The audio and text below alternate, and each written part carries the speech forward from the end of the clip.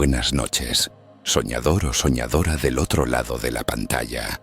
Espero que estés ya en tu cama, con la luz bajita y los párpados empezando a pesar como si un pequeño duende estuviera tirando suavemente de ellos. Hoy quiero invitarte a viajar, pero no en avión, ni en tren, ni siquiera en carreta. Esta noche viajaremos en el tiempo, a una era donde el perfume era más valioso que el jabón, donde bañarse era casi un escándalo y donde la suciedad tenía justificaciones científicas. Sí, estás a punto de descubrir cómo era realmente la higiene en la era victoriana, y antes de que te hundas entre las sábanas con el ceño fruncido por lo que estás a punto de escuchar, recuerda que aquí no vienes a preocuparte, sino a dejarte llevar. Así que si disfrutas de historias que huelen un poco a historia y un poco a polvo del pasado, dale like, suscríbete al canal y acompáñame, porque la historia que te contaré esta noche es tan real como absurda, y tan absurda que casi da sueño. Imagina que estás en Londres, no el Londres de los taxis negros y los paraguas en la lluvia, no. Piensa en el Londres de 1851, en plena época victoriana. Las calles están húmedas, sucias, las casas apretadas unas contra otras y los niños corren descalzos por el barro. Pero lo más inquietante no es el aspecto, sino el olor. Vamos a empezar por una historia real. No es leyenda urbana, ni cuento de abuela. Es un dato documentado. En el año 1858 ocurrió algo tan impresionante que hoy tiene nombre propio: el Gran Hedor. Así le llamaron. Imagínatelo, el río Támesis, convertido en una masa espesa de aguas negras, residuos humanos, desperdicios industriales y cadáveres de animales flotando entre barcas. El calor del verano hizo que todo ese cóctel pestilente se evaporara, esparciendo un olor tan insoportable que los miembros del Parlamento británico tuvieron que suspender sus sesiones. Literalmente no podían respirar dentro del Parlamento. ¿Y sabes cuál era la causa principal de todo esto? La mentalidad victoriana sobre la higiene. Para ellos, el agua no era necesariamente un símbolo de limpieza. De hecho, muchos médicos creían que el agua podía abrir los poros del cuerpo y permitir que enfermedades peligrosas, como la fiebre tifoidea o la peste, entraran en el organismo. En otras palabras, lavarse era visto como un riesgo para la salud. Sí, suena a broma, pero no lo es. La reina Victoria misma era muy reacia al baño frecuente. Se sabe que sus damas de compañía se perfumaban a diario, pero apenas se lavaban. Los hombres, por su parte, usaban pañuelos impregnados con colonias florales que se pasaban por el cuello y las manos, como si eso reemplazara al jabón. Y el jabón era un artículo de lujo. Eso sí, había excepciones. Te contaré la historia de Florence Nightingale, una figura esencial no solo en la enfermería moderna, sino también en la transformación del pensamiento sobre la higiene. En medio de la guerra de Crimea, Florence notó que más soldados morían por infecciones y enfermedades causadas por la suciedad que por heridas de batalla. Con agua caliente, jabón y ventilación, redujo las tasas de mortalidad de un 42% a menos del 2% en un hospital de campaña. Fue una revelación, limpiar salvavidas, pero la sociedad tardaría aún décadas en aceptarlo. Mientras tanto, la gente seguía recurriendo a los remedios de la abuela, como frotarse con vinagre o incluso con aguardiente en lugar de ducharse. Porque claro, el alcohol lo mata todo, ¿verdad? Y es que en una época en la que las mujeres llevaban corsés ajustados hasta casi romperles las costillas, y los hombres usaban sombreros de copa aunque hiciera 30 grados, la incomodidad parecía estar de moda, y la limpieza fuera de ella. Claro que todo esto era solo el principio, porque en los hogares victorianos las cosas eran aún más curiosas. En las casas victorianas, la limpieza era más una ilusión que una realidad.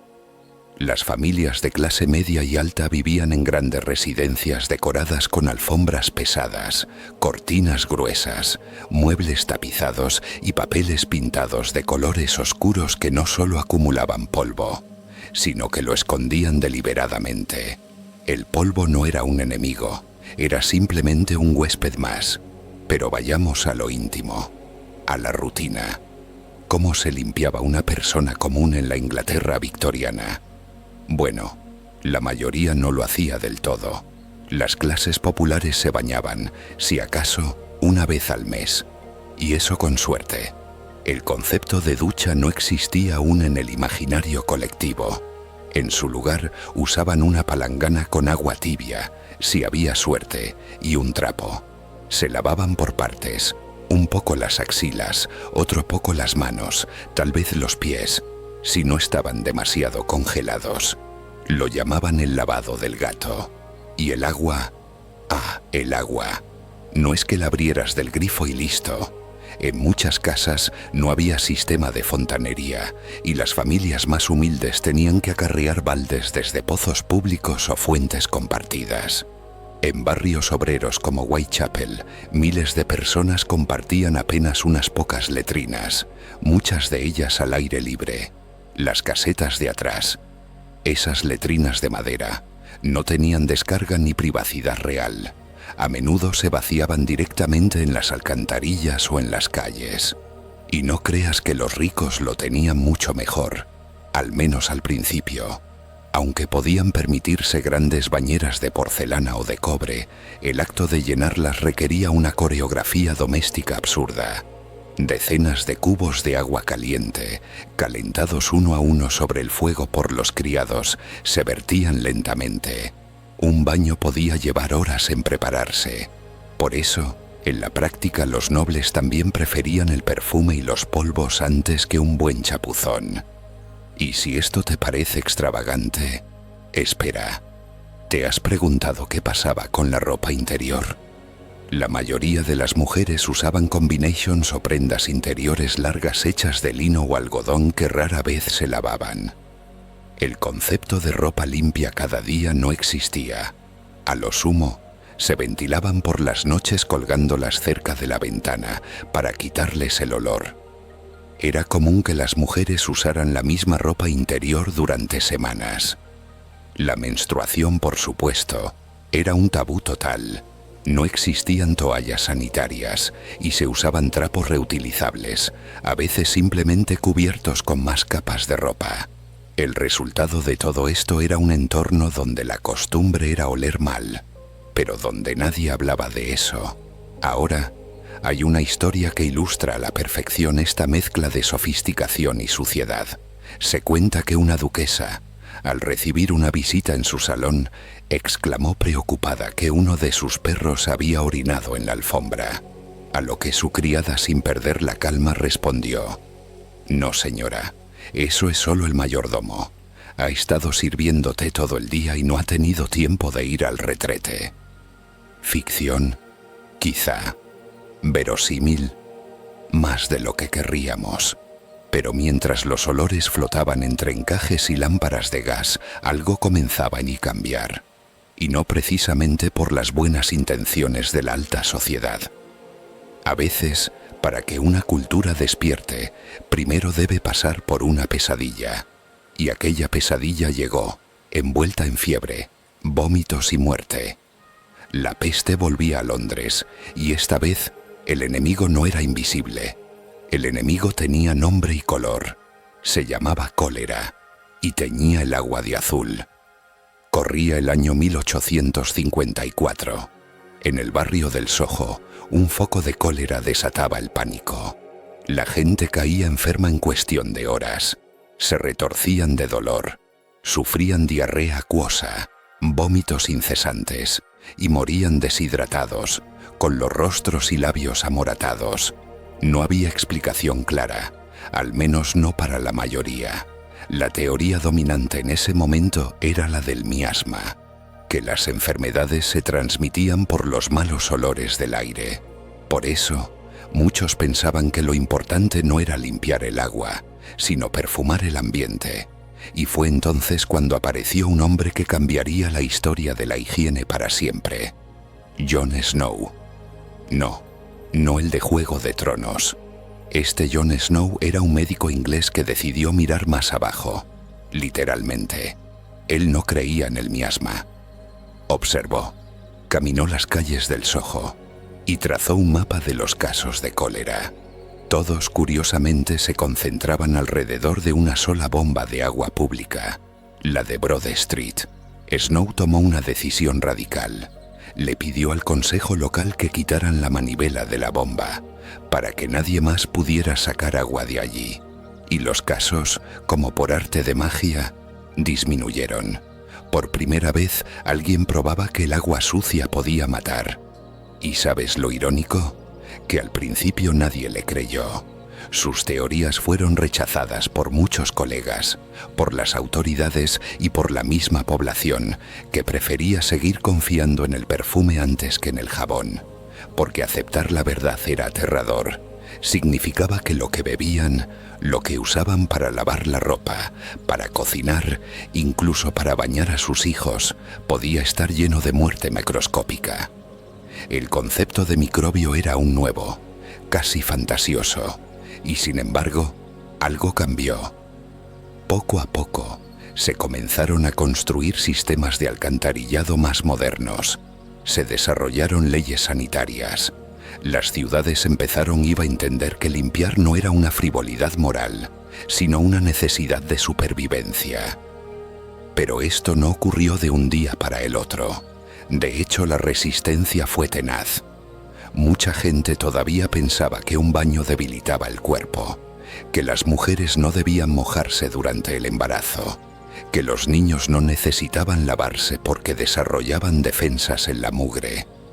Se organizaban campañas públicas que recomendaban airear la ropa interior en lugar de lavarla.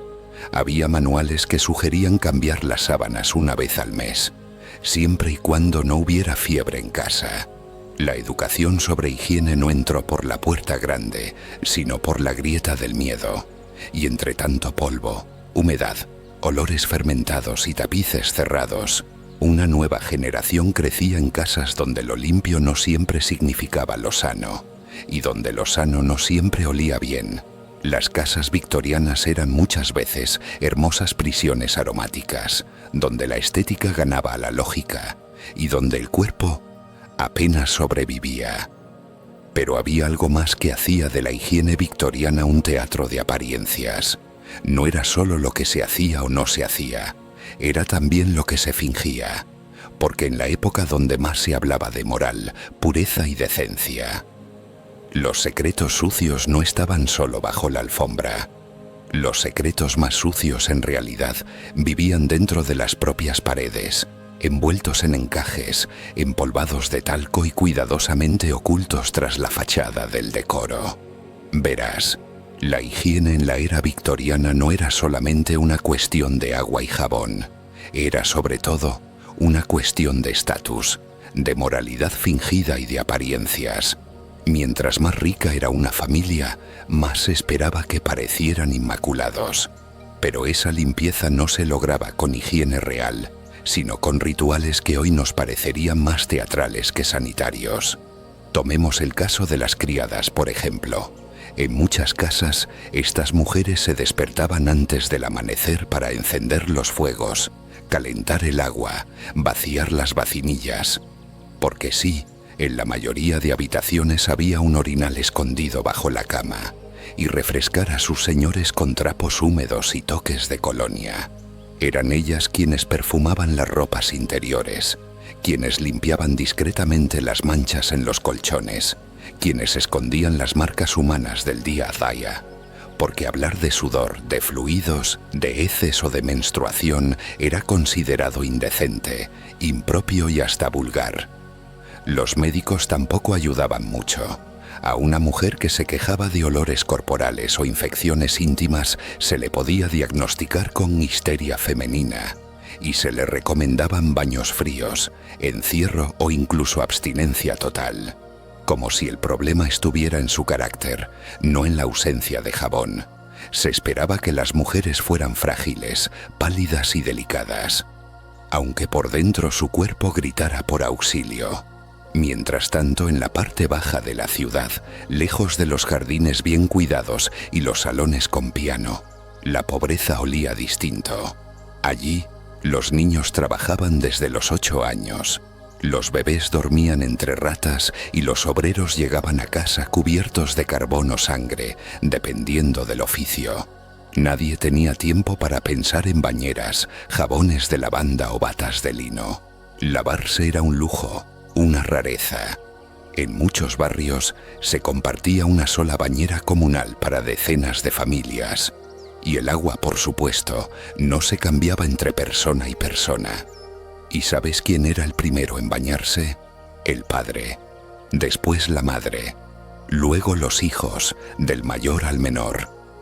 Al final quedaba un caldo tibio, turbio, y ya más parecido a una sopa de humanidad que a un baño. De ahí viene la famosa frase: "Don't throw the baby out with the bathwater". No tires al bebé con el agua del baño. Porque literalmente, el agua estaba tan sucia al final del día que el bebé podía pasar desapercibido entre la espuma grisácea y los restos de mugre, la obsesión por lo que se ve y la indiferencia por lo que se huele o se toca, definía la higiene victoriana. Todo debía parecer limpio, aunque no lo fuera.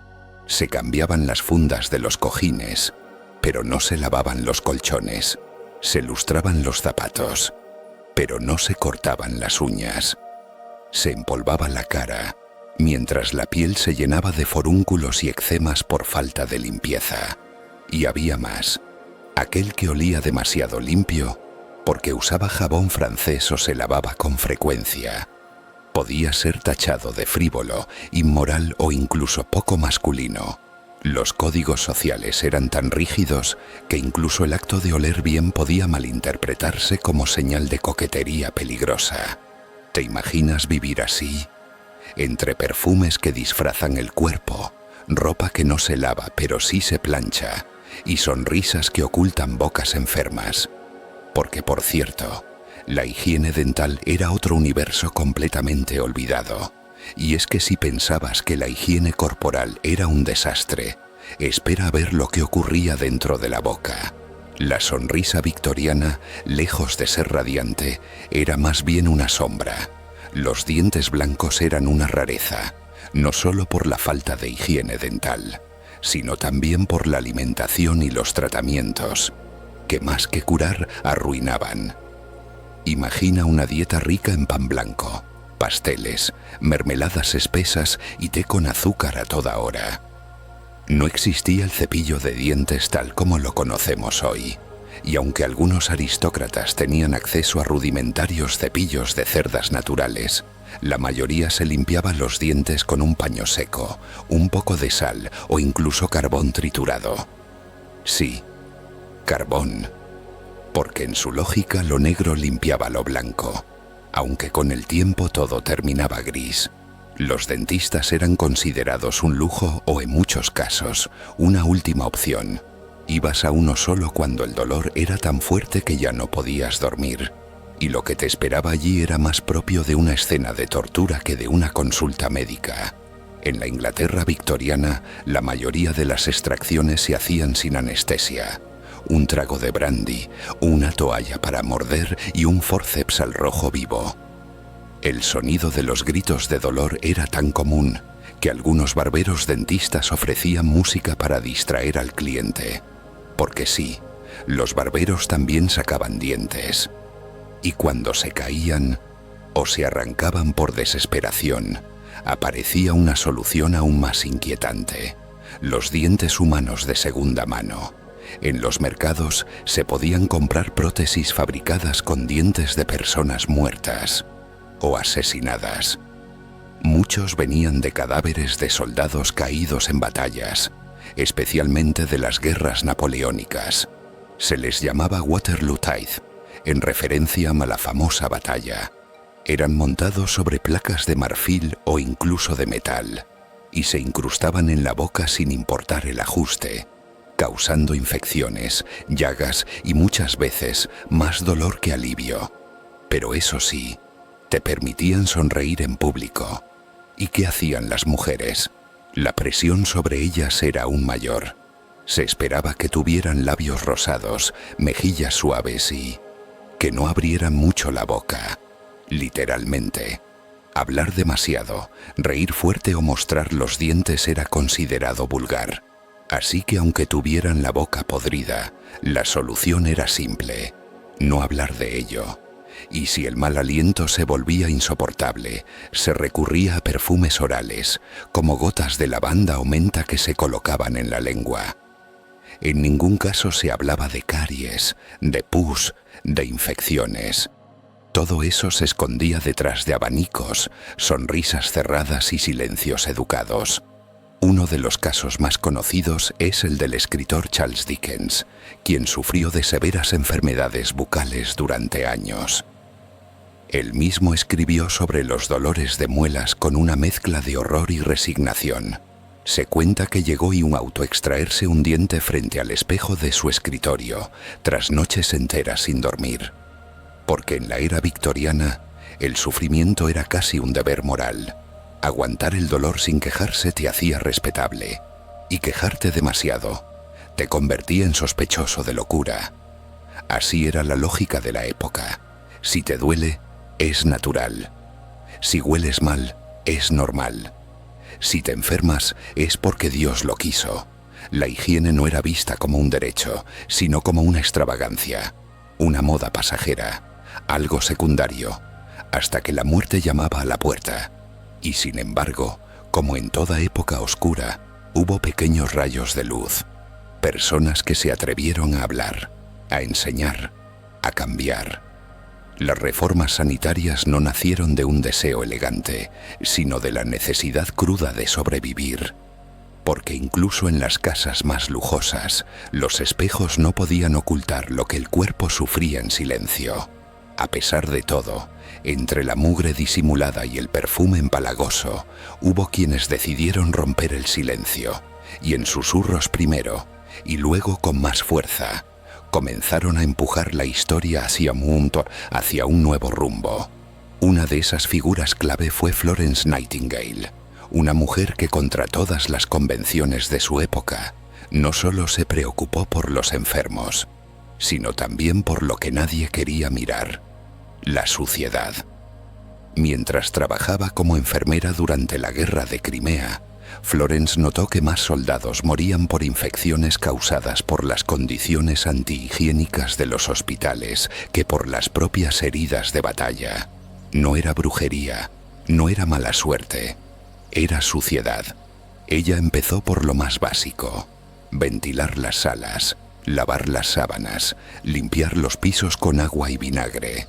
Detalles que hoy nos parecen evidentes, pero que entonces eran vistos como obsesiones de una mujer meticulosa. Y sin embargo, gracias a estas manías, la mortalidad en los hospitales militares se redujo dramáticamente. Florence lo sabía. No bastaba con cuidar, había que limpiar. Y no como un acto doméstico, sino como un acto médico, como un acto de amor. Inspirada por sus logros, publicó libros, diseñó estadísticas visuales para convencer a las autoridades. Sí, fue pionera en el uso de gráficos circulares y fundó una escuela de enfermería donde enseñaba que la higiene era el primer tratamiento que debía aplicarse. Pero no estaba sola. Otro nombre fundamental fue Joseph Lister, el hombre que trajo al mundo el concepto de antisepsia. Basado en las investigaciones del francés Louis Pasteur, Lister comprendió que no era el aire quien causaba infecciones, sino los gérmenes invisibles que viajaban en él. Y entonces empezó a aplicar ácido carbólico, fenol, en sus instrumentos quirúrgicos, en las heridas, en las manos de los médicos. Al principio lo tomaron por loco, pero sus resultados eran irrefutables. Menos infecciones, menos muertes. Lister transformó la cirugía de un espectáculo sangriento en algo más cercano a lo que hoy conocemos como medicina. Y con él, poco a poco, el término limpieza a mí me empezó a alejarse de la moral y a mí a acercarse a la ciencia. Sin embargo, Esto no significó que la sociedad entera diera un salto inmediato. No, el cambio fue lento, espeso, como barro secándose en una pared húmeda. Muchas familias siguieron creyendo que el agua podía enfermar, que los jabones alteraban el equilibrio natural del cuerpo. Hubo resistencia, como siempre ocurre cuando el progreso amenaza las costumbres. Pero entonces ocurrió algo inesperado. La higiene se volvió moda. De pronto las casas comenzaron a tener cuartos de baño. No todos, claro, pero cada vez más. Se vendían jabones con envoltorios elegantes, colonias etiquetadas como antisépticas y esponjas de mar traídas desde el Mediterráneo. Las clases altas empezaron a ver la limpieza como un símbolo de refinamiento, y lo que antes se escondía bajo la alfombra, ahora se mostraba con orgullo en los catálogos y las vitrinas. Hasta los retretes se convirtieron en objetos de lujo, con acabados de porcelana pintados a mano y asientos acolchados. Y así, el cambio fue tomando forma, no por la ética, ni siquiera por la medicina, sino por la vanidad. Porque si algo mueve más que el miedo a la muerte, es el deseo de parecer mejor que los demás. Pero realmente cambió todo. O simplemente pasamos de esconder la mugre bajo las alfombras a esconderla detrás de productos brillantes. Lo cierto es que, aunque el siglo XIX cerró sus cortinas con avances reales, la obsesión victoriana por las apariencias seguiría viva mucho tiempo más. Porque la higiene al final no es solo una rutina, es una forma de entender el cuerpo, el otro y el lugar que ocupamos en el mundo. Y mientras más lo entendemos, más claro se vuelve que la limpieza, como la verdad, no siempre es cómoda, pero sí necesaria. Y en este curioso desfile de avances, errores y descubrimientos, aún quedaban rincones de la vida victoriana donde la higiene era un campo de batalla invisible, especialmente en lo que respecta al cuerpo femenino y a lo que no se nombraba, pero todos sabían: la menstruación. En la Inglaterra del siglo XIX, el ciclo menstrual seguía siendo un tema cargado de tabúes. No se hablaba en voz alta, no se enseñaba, y muchas mujeres atravesaban esos días del mes en completo secreto, en silencio y en soledad, utilizando lo que tuvieran a mano: trapos viejos, pañuelos de tela, incluso algodón envuelto en vendajes improvisados. Los productos sanitarios eran inexistentes o rudimentarios, y si alguna vez se comercializaban, lo hacían bajo nombres eufemísticos y empaques discretos, como si se tratara de objetos de vergüenza y no de necesidad. La menstruación no solo era considerada un asunto privado, sino también una señal de debilidad física, de impureza moral y, en algunos círculos religiosos, una suerte de castigo natural. Muchas jóvenes crecían sin saber qué les ocurría cuando sangraban por primera vez, pensando que estaban enfermas o muriéndose. Otras eran instruidas para no sentarse en ciertos muebles, no tocar plantas, no cocinar, ni siquiera bañarse, porque se creía que el agua podía intensificar el flujo o provocar enfermedades del alma. Y lo más triste, todo esto se vivía con vergüenza. Vergüenza de hablarlo, vergüenza de ocultarlo, vergüenza de ser cuerpo. Los médicos, todos hombres por supuesto, rara vez trataban el tema, salvo para declarar que una mujer con menstruación irregular era inestable, caprichosa o propensa a la histeria. Esa palabra mágica con la que se cubrían todos los síntomas femeninos que no querían investigarse. Pero aquí también hubo pequeñas revoluciones. A fines del siglo XIX, comenzaron a surgir las primeras patentes de lo que hoy conocemos como toallas sanitarias reutilizables. Eran toscas, incómodas, sujetas con cintas a la cintura, y muchas veces causaban irritaciones. Sin embargo, eran el primer paso hacia el reconocimiento de una necesidad básica. También empezaron a circular manuales de educación femenina donde, aunque tímidamente, se abordaban temas de higiene íntima. A menudo redactados por mujeres, estos textos eran un susurro esperanzador entre tanto silencio ancestral. Mientras tanto, las lavanderas, esas mujeres invisibles de la clase obrera, eran testigos mudas de la vida privada de las familias victorianas. Ellas sabían todo lo que las casas fingían no ser. Sabían quién sangraba demasiado, quién no sangraba nunca, quién tenía secreciones inusuales, quién escondía sus manchas en la ropa interior. La ropa hablaba más que las bocas, y ellas, entre jabones ásperos y agua helada, cargaban con los secretos de toda una sociedad. Pero no era solo en el cuerpo femenino donde la higiene mostraba sus paradojas, también en la infancia, porque la infancia victoriana fue, en muchos casos, una niñez sin limpieza, y no por descuido, sino por ignorancia adornada de normas sociales. Muchos bebés no eran bañados durante días, se les envolvía en capas de ropa que no se cambiaban con frecuencia, y las erupciones en la piel eran interpretadas como irritaciones normales. El olor corporal de un niño era para muchos adultos parte del proceso de crecimiento. La limpieza no era prioridad. El silencio, sí. A los pequeños no se les animaba a hacer preguntas sobre su cuerpo, ni a quejarse por incomodidades. Se les educaba para obedecer, no para explorar, para resistir, no para entender. Y así crecían generaciones que no sabían cómo cuidar su salud, porque simplemente nadie se los había enseñado.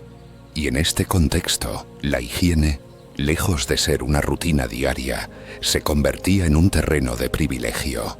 Solo quien podía pagar, cuestionar y acceder, tenía derecho a un cuerpo limpio, libre de infecciones, tratado con dignidad. Los demás se conformaban con lo que había, o lo que quedaba, porque en la Inglaterra victoriana la mugre no siempre era visible. A veces vivía en las ideas, y así, entre sábanas que no se lavaban, dentaduras compradas a los muertos, perfumes que escondían el hedor del alma y cuerpos que sufrían en silencio, la higiene victoriana nos deja una lección poderosa: que no hay costumbre, ni moda, ni norma social que justifique el abandono del cuerpo, ni el olvido de la dignidad.